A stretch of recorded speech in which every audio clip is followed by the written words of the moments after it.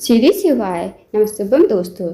जैसे कि दोस्तों आप सब जानते हो, कल है बुधवार का दिन और बुधवार के दिन पड़ रही है षष्ठी तिथि, जो कि बहुत ही खास और विशेष होती है। बस दोस्तों, आपको 5 हरे मूंग के दाने से अचूक उपाय करना है। यदि आप इस उपाय करते हो ना दोस्तों, तो जो भी आपकी मनोकामना होगी, चाहे वो धन को लेकर हो, व्यापार को लेकर हो, या फिर नौकरी को लेकर हो, या फिर आपके जीवन की कोई अधूरी मनोकामना है, काफ़ी दिन से अधूरी पड़ी है, तो इस उपाय करने से आपकी मनोकामना अवश्य ही पूरी हो जाएगी। साथ ही अगर आपके जीवन में कोई समस्या चल रही है कर्ज को लेकर, धन को लेकर, तो वो समस्या भी आपके जीवन से समाप्त हो जाएगी। पूज्य गुरु जी कथा को सुनकर उपाय को अच्छे समझाने का प्रयास करेंगे। तो आइए दोस्तों, जानते हैं उपाय कैसे करना है। दोस्तों, पहला जो उपाय है वो है विशेष मनोकामना पूर्ति के लिए। यदि आपकी कोई विशेष मनोकामना है धन को लेकर, व्यापार को लेकर, नौकरी को लेकर, तो आप इस उपाय को अवश्य कीजिए। इस उपाय करने के लिए आपको सबसे पहले 1 लोटा जल लेना है तांबे के पात्र में। साथ ही आपको लेने हैं 5 हरे मूंग के दाने। जो आप 5 हरे मूंग के दाने लोगे ना, वो खंडित नहीं होने चाहिए, इस बात का ध्यान रखना।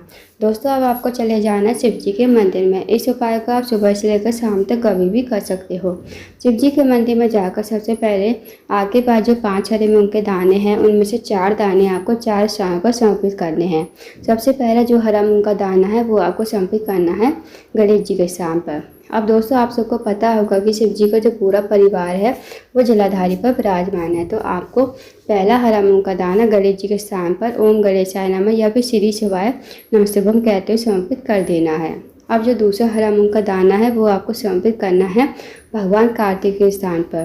दोस्तों, भगवान कार्तिक का जो स्थान होता है जलाधारी के लेफ्ट साइड पर होता है, तो वहाँ पर आपको दूसरा हरा मूंग का दाना श्री शिवाय नमस्तुभम कहते हुए समर्पित कर देना है।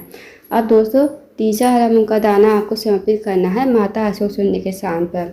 माता अशोकसुंदी का जो स्थान होता है जलाधारी के बीचों बीच में होता है। माता अशोकसुंदी शिव जी की सबसे छोटी और प्रिय पुत्री है, तो वहाँ पर आपको जलाधारी के बीचों बीच में तीसरा हरा मूंग का दाना श्री शिवाय नमस्तुभम कहते समर्पित कर देना है। अब जो दोस्तों चौथा हरा मूंग का दाना है ना, वो आपको समर्पित करना है माता पार्वती के हस्त कमल पर। माता पार्वती का जो हस्त कमल होता है, जहाँ शिवलिंग विराजमान होता है, नीचे आप देखना गोल गोल कटी भाग होता है। जितना भी गोल एरिया होता है ना, वो माता पार्वती का हस्त कमल होता है। तो वहाँ पर आपको चौथा हरा मूंग का दाना श्री शिवाय नमस्तुभम कहते समर्पित कर देना है। अब दोस्तों, आपके पास बचा है 1 लोटा जल और 1 हरा मूंग का दाना। 1 हरे मूंग के दाने को आपको लोटे के जल में डाल देना है। उसके बाद इस लोटे के जल में आपको थोड़ा थोड़ा जल चारों स्थानों पर समर्पित करना है। सबसे पहले गणेश जी के स्थान पर, फिर भगवान कार्तिकेय, फिर माता अशोकसुंदी, फिर माता पार्वती का हस्त कमल। अब जितना भी जल बचेगा वो आपको अपने हाथ में लेना है। भगवान से प्रार्थना करनी है कि हे महादेव, मेरे जीवन की ये मनोकामना है, काफ़ी दिनों से अधूरी पड़ी है, मेरे जीवन में ये समस्या चल रही है, मेरे जीवन में धन की वृद्धि नहीं है, धन की प्राप्ति नहीं है। आपको अपने अकॉर्डिंग जैसे प्रार्थना करनी है कर लीजिए, और लोटे के जल को आपको श्री शिवाय नमस्तुभम कहते हुए धीरे धीरे आपको समर्पित कर देना है। 2 मिनट आपको मंदिर बैठना है, श्री शिवाय नमस्तुभम का जाप करना है। अब आपको भगवान को प्रणाम करके, विनती करके आपको अपने घर पर आ जाना है। तो दोस्तों, करके देखिएगा, बहुत ही अचूक विशेष उपाय है। इस उपाय यदि आप करते हो तो आपकी जो भी मनोकामना होगी वो मनोकामना आपकी अतिशीघ्र पूर्ण हो जाएगी। अब जानते हैं दोस्तों अगले उपाय के बारे में। दोस्तों, अगला जो उपाय है वो है रोग मुक्ति के लिए। यदि आपके घर में कोई व्यक्ति काफ़ी दिन से बीमार पड़ा है, उसकी जो बीमारी है दूर होने का नाम ले रही है, तो आप इस उपाय को अवश्य कीजिए। इस उपाय करने के लिए आपको सबसे पहले 1 लोटा जल लेना है तांबे के पात्र में। साथ ही आपको लेनी है 1 बेलपत्ती, जो कहीं से कटी फटी खंडित ना हो। अब दोस्तों, आपको चले जाना शिव जी के मंदिर में। इस उपाय को आप सुबह से लेकर शाम तक कभी भी कर सकते हो। शिव जी के मंदिर में जाकर सबसे पहले आपको 1 लोटा जल शिवलिंग के ऊपर श्री शिवाय नमस्तुभम कहते समर्पित कर देना है।